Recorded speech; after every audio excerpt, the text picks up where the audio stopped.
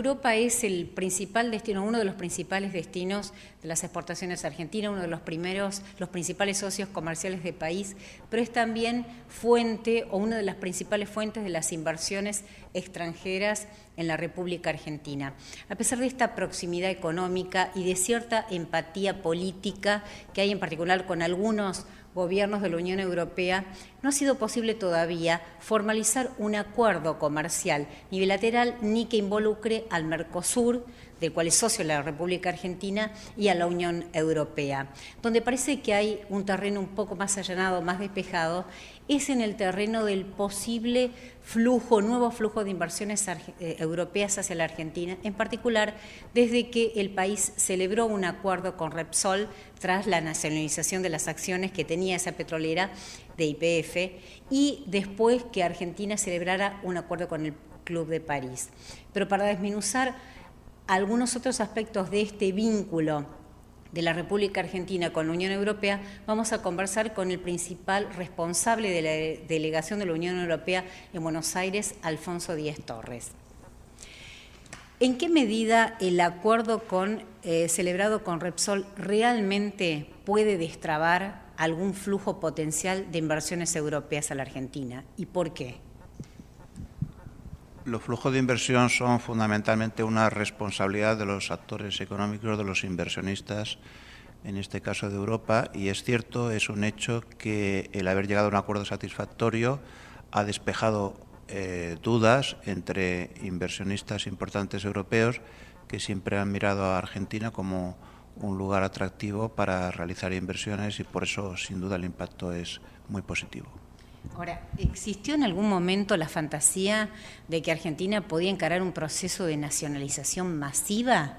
¿Por qué hubo renuencia hasta que se celebró este acuerdo de indemnizar a Repsol por las acciones que estaban en su poder, las acciones de YPF en su poder? No, yo no creo que hubiera ese sentimiento de que había un movimiento hacia una nacionalización masiva o numerosa,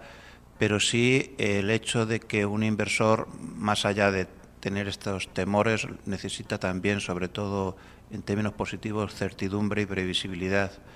Y la situación en aquel momento no era la más adecuada, o dicho de otra forma, comparativamente había otros destinos más previsibles que ofrecían oportunidades tan buenas como la de Argentina y por eso quizás se producía un desvío hacia esos otros destinos. Desde el punto de vista institucional, la Unión como tal o algunos de sus países miembros que miran a Argentina como un lugar factible para inversiones, ¿han conversado con el gobierno local sobre algunas otras condiciones que serían imprescindibles para atraer capitales, por ejemplo, sobre la posibilidad de que se puedan remitir libremente utilidades? ¿Eso estuvo en la agenda de conversación con el gobierno local? Bueno, en realidad estas son cuestiones que individualmente cada Estado miembro cuando tiene sus contactos puede suscitar, que también la Unión Europea en visitas puede evocar, pero en definitiva tanto la Unión Europea como Argentina, nuestras relaciones económicas se mueven y articulan fundamentalmente a través de los operadores privados. No estamos hablando de comercio ni inversiones de Estado. Y por tanto al final las decisiones las tienen los propios operadores económicos privados y que duda cabe que cuestiones como las referidas relativas también a la razonable repatriación de beneficios es una cuestión esencial cuando un inversor hace sus programaciones y sus cálculos para ver si le conviene invertir en una zona del mundo. El Banco Europeo tenía en una situación de stand-by o a la espera de que se destraben estas situaciones globales de la Argentina, Club de París, Repsol, etcétera, etcétera, créditos disponibles. ¿Hay fondos a partir de ahora disponibles para la República Argentina? Y en tal caso, ¿se puede precisar el monto y hacia qué proyectos se orientarían? Sí, quizás conviene precisar esta cuestión. El Banco Europeo de Inversiones como tal no es que tenga atribuido unas cantidades o unas previsiones para países. Lo que tiene es, en relación con América Latina, lo que se llama un mandato, o decir, unas previsiones hasta una cantidad máxima, donde se garantizan donde se establecen unas garantías y que por tanto están en condiciones de ser puestas a disposición de proyectos de inversión en condiciones financieras muy ventajosas.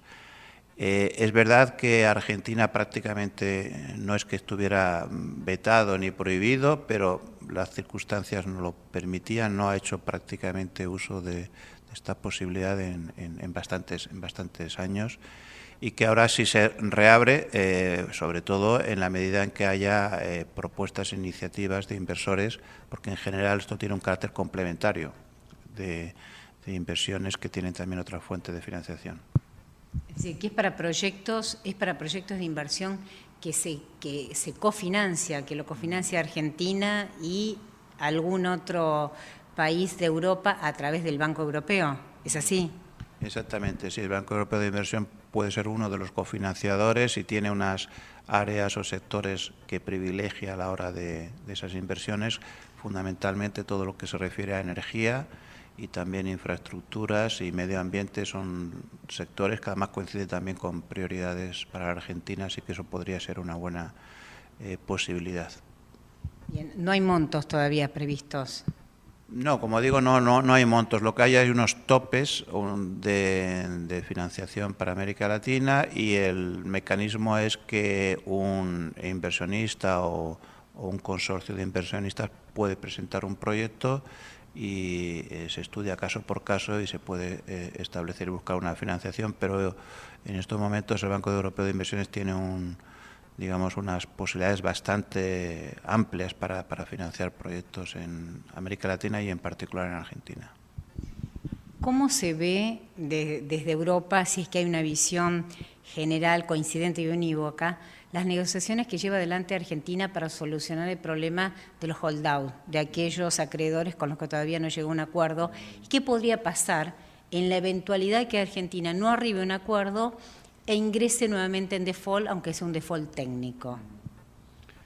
En primer lugar, nosotros lo que contemplamos y alentamos es que Argentina ha hecho esfuerzos en los últimos meses para normalizar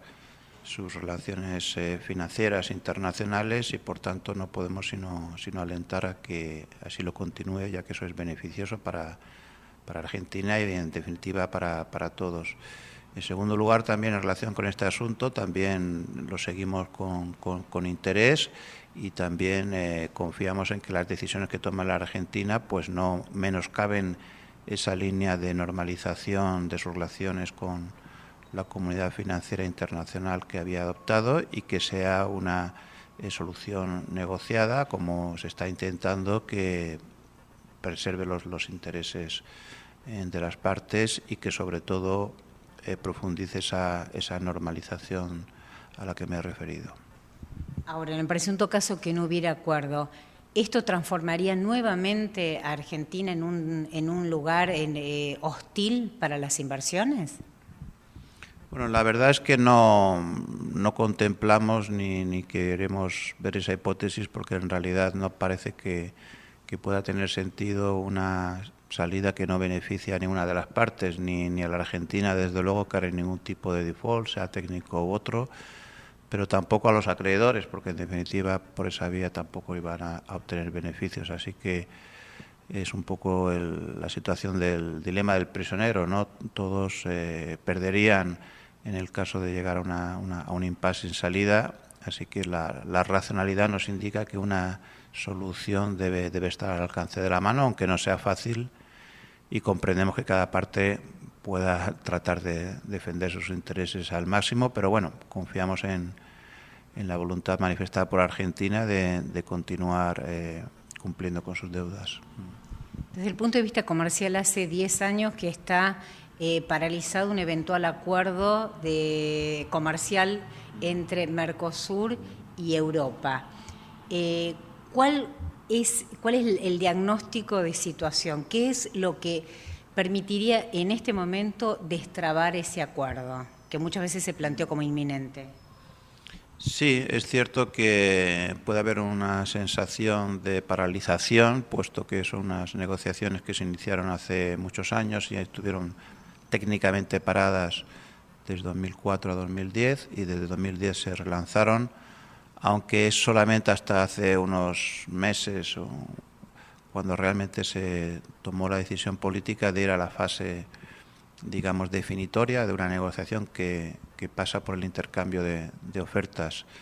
de concesiones mutuas en el ámbito de del comercio de mercancías y también de servicios y compras públicas. Es cierto que ese intercambio se ha retrasado, pero también es verdad que nunca ha habido una fecha límite y que lo importante es que esa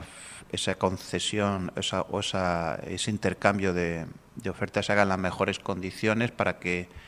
de ahí pueda realmente llegarse a una conclusión de las negociaciones. Y por tanto esa es la fase en la que estamos. La Unión Europea manifiesta o reitera su interés por este acuerdo, el tener su oferta prácticamente lista. Únicamente estamos a la espera de los últimos ajustes por parte de Mercosur, donde se están cruzando las ofertas nacionales para tener una oferta consolidada de Mercosur, y a partir de ese momento, en pocas semanas después, la Unión Europea pondrá sobre la mesa su oferta, que está ya lista, como digo, pero a expensas todavía de que sea consultado con los Estados miembros. ¿La Unión Europea consideraron en algún momento la posibilidad de celebrar un acuerdo solamente con Brasil que excluya a la Argentina? No, rotundamente no. Eso no estaba en